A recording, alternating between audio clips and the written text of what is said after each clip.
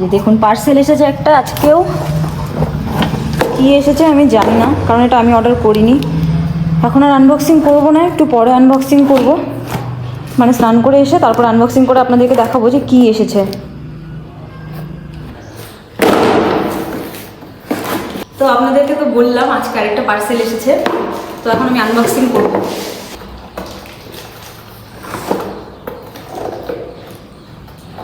আমি একটু ছুরি নিয়ে আসি, এটা इससे अभी हम अनबॉक्सिंग करेंगे।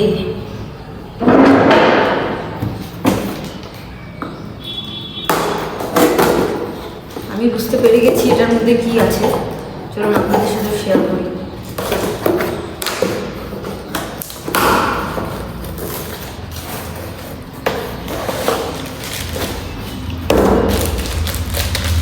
এই জিনিসগুলো আছে এটার মধ্যে।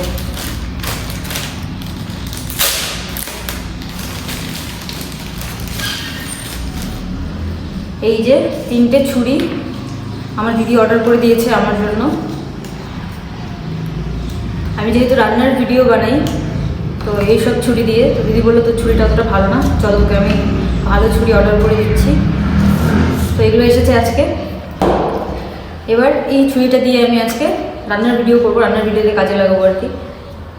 যে শাকসবজিগুলো কাটবো এই ছুরিগুলো দিয়েই কাটবো, এটা দিয়ে কাটবো না, এটা অনেকটাই বড়, এটা মনে হয় অন্য কিছু কাটার জন্য।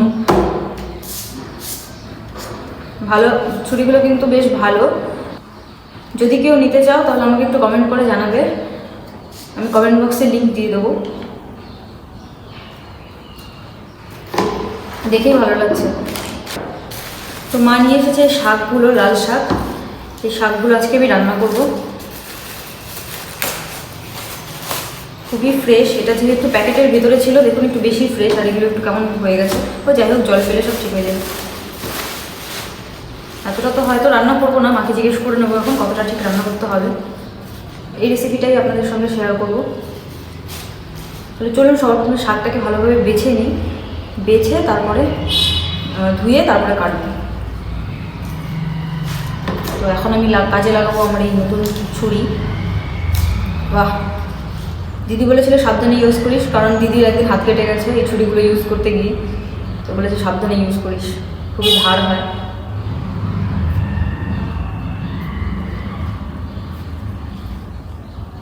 শাকটা কিন্তু বেশ ফ্রেশ, যেহেতু আমাদের গ্রাম সাইডে বাড়ি, তো আমাদের পাড়াতেই একজন চাষ করেছে এটা, তার বাড়ি থেকে মানে নিয়ে আসা হয়েছে।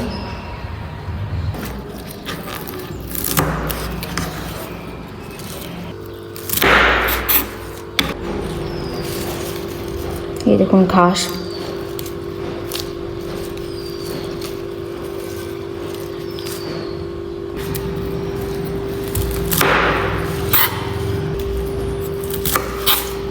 এবার আমি শাকগুলো ধুয়ে নেব। এখানে আমি জল নিয়ে নিয়েছি, আমার তো মনে হচ্ছে বড় একটা বালতি হলে ভালো হতো, সেই বালতির মধ্যে ভালোভাবে দিতে পারতাম, কিন্তু এখন তো নেই। মা বালতি ছিল না একটা, রান্নাঘরের বালতি? মা মা রান্নাঘরের বালতি ছিল না একটা?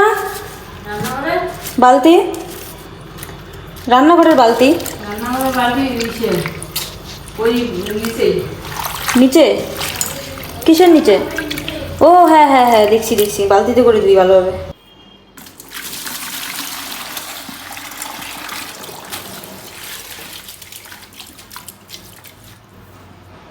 তো শাকটা আমি বেশি করে জল দিয়ে ধুয়ে তুলে নিচ্ছি।